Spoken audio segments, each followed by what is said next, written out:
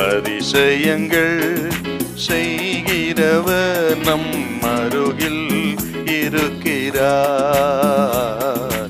அற்புதங்கள் செய்கிறவர் என்றும் நமக்குள் வசிக்கிறார்.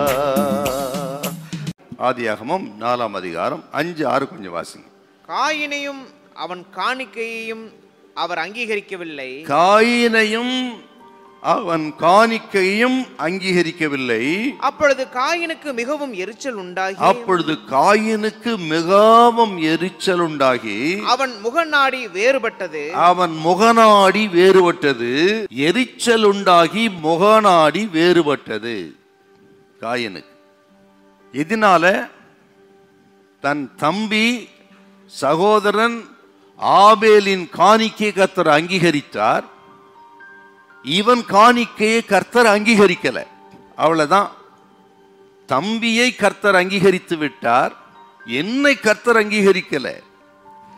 என் காணிக்கை ஏற்கல, என் சகோதரன் காணிக்கை கர்த்தர் ஏற்றுக்கொண்டார். ஆகவே முகநாடி வேறுபட்டு எரிச்சல் அடைந்தான். காரணம் பொறாமை. விளைவு தன் சகோதரனையே கொலை செய்தார். பொறாமை எதையும் செய்யும் துணியும், எதையும் செய்ய யோசிக்காது. அதான் பொறாமை.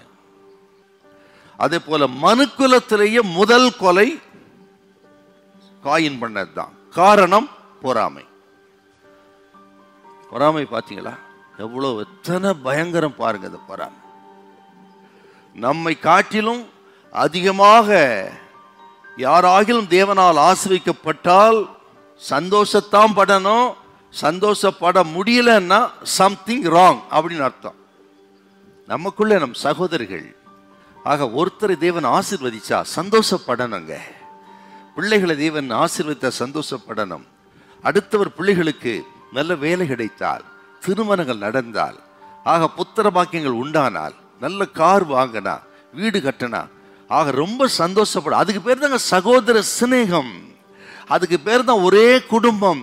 திருச்சபைங்கிறது ஒரே குடும்பம். ஒரே குடும்பத்தில் இருக்கிற சகோதர சகோதரி மத்தியில் இந்த சந்தோஷம் நமக்கு வரணும். அதுதான் கிறிஸ்துவின் சந்தோஷம். ஒருவர் அப்ரிசியேட் பண்ணுங்க, என்கரேஜ் பண்ணுங்க, ஜெபம் பண்ணுங்க, தோத்திரம் பண்ணுங்க. கர்த்தர் உங்கள் பிள்ளைகளை உயர்த்துவார், உங்களை உயர்த்துவார். கர்த்தர் நம்ம கைவிடவே மாட்டார். ஹல்லேலூயா, ஹல்லேலூயா.